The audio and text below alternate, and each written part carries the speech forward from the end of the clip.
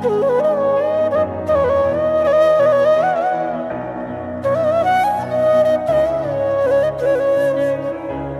কৃষ্ণ। আগামী দিনে আমরা দেখতে পেয়েছি যে দীনকৃষ্ণ ঠাকুর একটি কথা বলল যে হনুমান যদি ব্রহ্মচারী হয় তবে মুরারিগুপ্ত যে পরের কলেবর সে কিভাবে সংসারী হলো। ওনার বলার এই দৃষ্টিভঙ্গি ছিল যে হনুমান এখনো পর্যন্ত চিরঞ্জীবী, তবে তারই অংশ কিভাবে মুরারিগুপ্ত ভাবে কলিযুগে এসে গৌরাঙ্গ পার্ষদ হয়ে গৌরাঙ্গ মহাপ্রভুকে সহায়তা করলো এই লীলাতে। এই হচ্ছে তার বলার দৃষ্টিভঙ্গি। এবার কথা বলি একটা, যদি হনুমান চিরঞ্জীবী হয় তাতে যদি তার আপত্তি থেকে থাকে তাহলে আমাদেরকে জানতে হবে হনুমান নিজে কিভাবে ভগবান শিব ঠাকুরের অংশ হতে পারে। কারণ ভগবান শিব ঠাকুর হচ্ছে মৃত্যুঞ্জয়।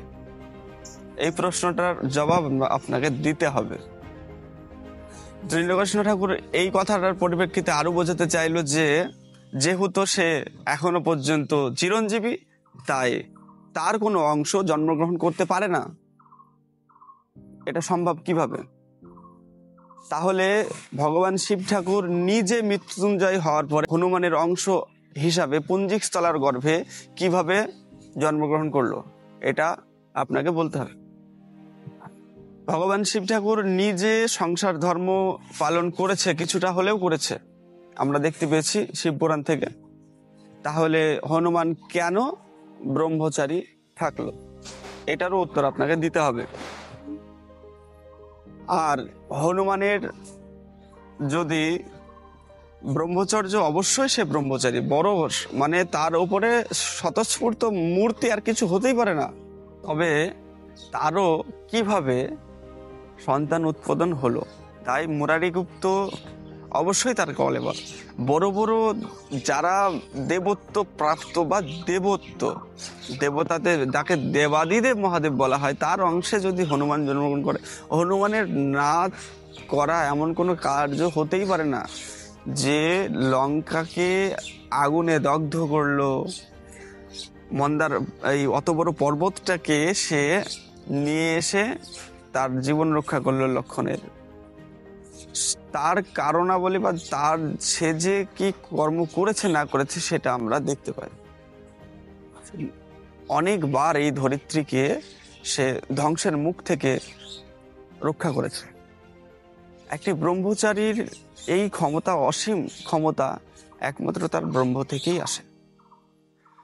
তাই মুরারিগুপ্ত হোক বা হনুমান হোক, তাদের কলেবর এখনো আছে। তারা ইচ্ছা করলে একবার কেন 4-5 অনেক অংশে ভগবান কৃষ্ণই তো 16,000 গোপিনীর সাথে 16,000 হয়ে রাসলীলা করেছিলেন।